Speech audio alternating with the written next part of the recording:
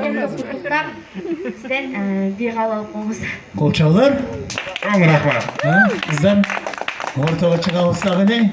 Dayım bolsak kettik kana başlangıç. Kettin görkün urmeden, Koçatız. görkü kurmeden, sigan sulum ölmelim, belgili olsun ürmeden.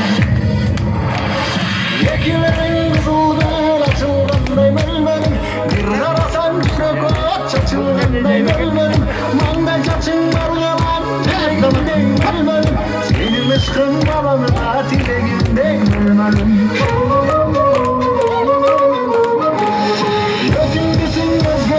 Gümüşündey mölmelim, sokulganın zergerdinin gümüşündey mölmelim. Mayın digen çarğanan gürüşündey mölmelim. Gülzar kılçı yüretine bakışıp jatkan cümlerim. Gülzar kılçı yüretine bakışıp jatkan cümlerim. Gülzar kılçı yüretine bakışıp jatkan cümlerim. Gülzar kılçı yüretine bakışıp jatkan cümlerim. Gülzar kılçı yüretine bakışıp jatkan cümlerim.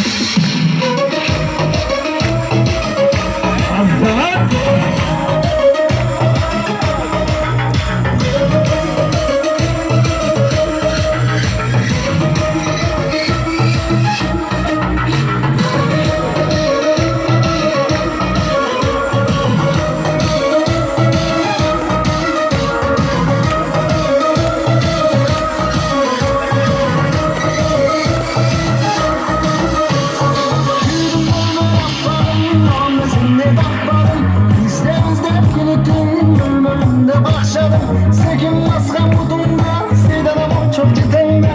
Adam koygun kutumdan, ay kalendimin çok cidden. Çınağa koygan bol olsa, içimde yaranma olsam. Çıkağıma yaptığı boşandı, yine özüne bağımsam. Çıkarıp koysam paranı, çıkarıp olup çağılsam. Altın olup boynuna ben, yapacağım takılsam.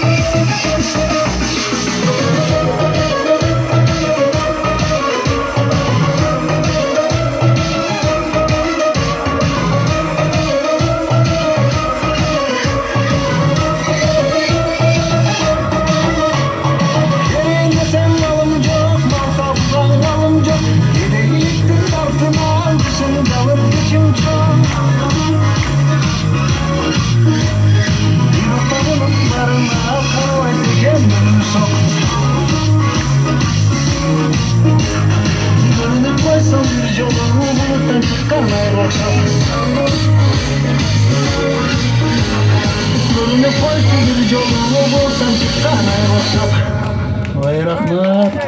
Kızlarınızga kol çalar basın.